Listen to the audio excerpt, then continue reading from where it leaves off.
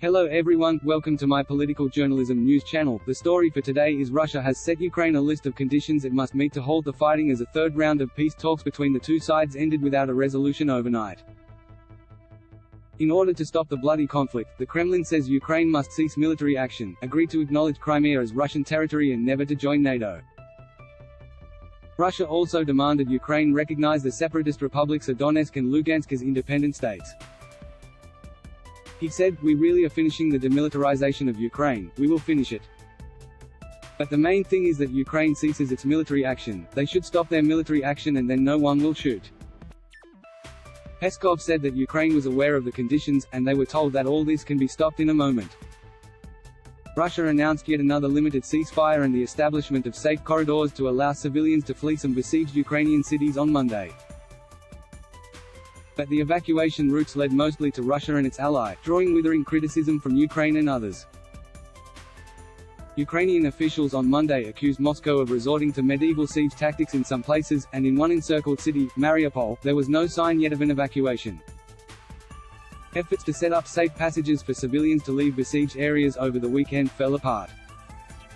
But the Russian Defense Ministry announced a new push on Monday, saying civilians would be allowed to leave the capital of Kyiv, the southern port city of Mariupol, and the cities of Kharkiv and Sumy. The two sides also planned to meet for talks again Monday, even though hopes were dim that they would yield any breakthrough. Their foreign ministers are scheduled to meet in Turkey on Thursday, according to that country's top diplomat. In Mariupol, where an estimated 200,000 people hoping to flee were becoming increasingly desperate, Red Cross officials waited to hear when a safe humanitarian corridor would be established. The city is short on water, food and power, and mobile phone networks are down. Shops have been looted as residents search for essential goods. Police moved through the city advising people to remain in shelters until they heard official messages broadcast over loudspeakers to evacuate. Russia and Ukraine traded blame after a planned evacuation mostly failed over the weekend there. Shelling appeared to be mostly on the city's outskirts, but on Sunday, cars of people hoping to leave in an evacuation convoy were gathered in a central square when shells landed nearby. All fled immediately. The lack of phone networks has left anxious citizens approaching strangers to ask if they knew whether relatives living in other parts of the city and whether they were safe. Well into the second week of war, Russia's plan to quickly overrun the country has been stymied by fierce resistance.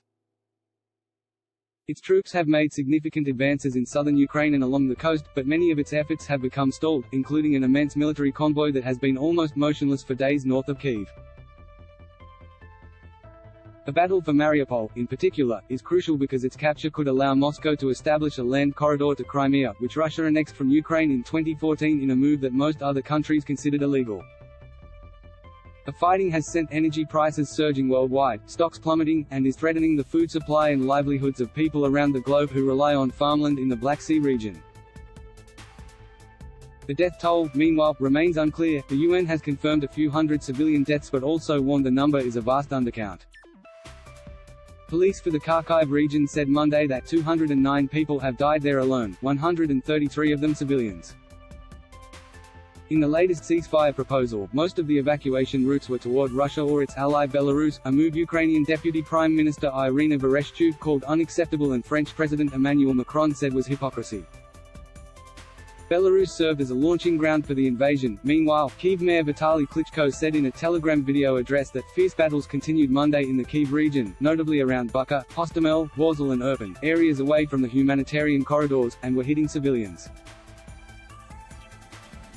In the Irpin area, which has been cut off from electricity, water and heating for 3 days, witnesses Monday saw at least 3 tanks and that Russian soldiers were seizing houses and cars, while explosions could be heard.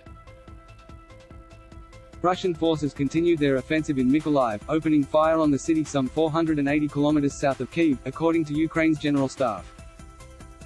Rescuers said they were putting out fires caused by rocket attacks in residential areas. The West has broadly backed Ukraine, offering aid and weapon shipments and slapping Russia with vast sanctions. But no NATO troops have been sent to Ukraine. Ukrainian President Volodymyr Zelensky has criticized Western leaders for not responding with more force to Russia. He appealed again on Monday for a no-fly zone over Ukraine or warplanes. NATO so far has ruled out policing a no-fly zone because of concerns such an action would lead to a far wider war.